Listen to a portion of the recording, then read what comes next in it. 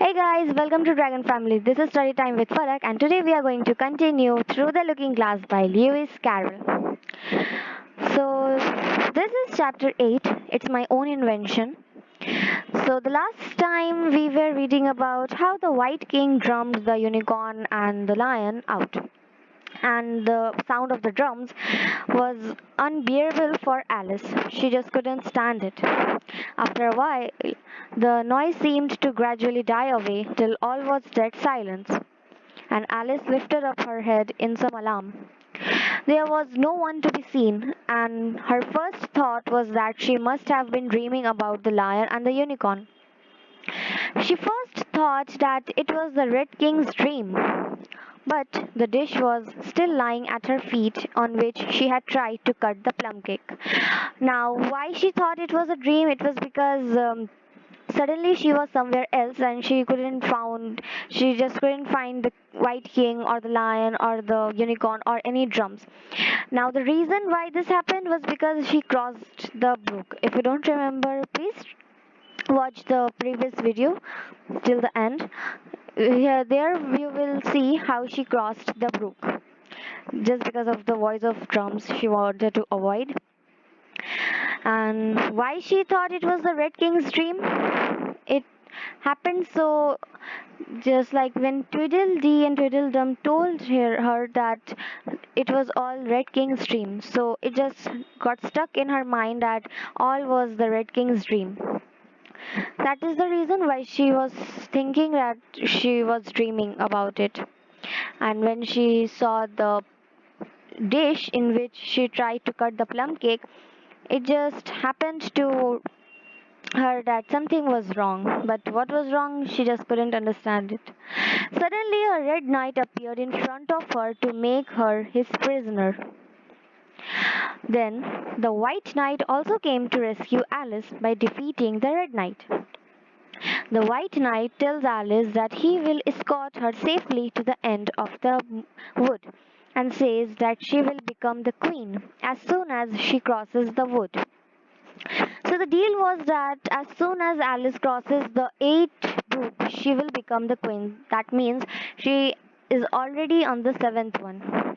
On their way, the knight tells Alice about his inventions, such as a little box hung upside down so that the bees can make their nest, a mouse trap to protect his horse from mice, and anklets to prevent shark bites. Now, these were just weird things, but according to the White Knight, it was all inventions of his own to protect him and his horse. Now, I also remember one more thing that when the Red Queen was telling her how she has to cross the brooks after brooks to become the queen, she also mentioned that on the seventh brook, a knight will escort her. By that, it was the White Knight who came to escort Alice to the eighth brook. As they begin their journey, he repeatedly falls off his horse. Alice questions his riding ability, which offends him. The White Knight explains to her that he has practiced riding frequently, which is the key to good horsemanship. As he tried to show her what he meant, this time he fell flat on his back, and Alice found this statement ridiculous. Now, why did she find this statement ridiculous? Because, according to Alice, if you have practiced something, for example, if you practice writing every day, then it's a given that your handwriting will be faster and more neat because you practice it every day. Now, if you just say that I practice writing every day, but you write rather slow and your handwriting is not very neat as well. So I will, or anyone will find it ridiculous. They will think that you're lying or something. Anyway, however, upon their continuation, the knight enlightens Alice with several of his other inventions, like a new kind of helmet resembling a sugar loaf and a new type of pudding that he claimed was the cleverest invention of his and believes that it will never be cooked. Alice got puzzled as she heard the recipe of the pudding, and the knight mistook her expression as sadness. To cheer Alice, the White Knight sang a song and claimed that she will cry after hearing the song. When she asked the name of the song, he replies with several different names and says that the song was his own invention as well.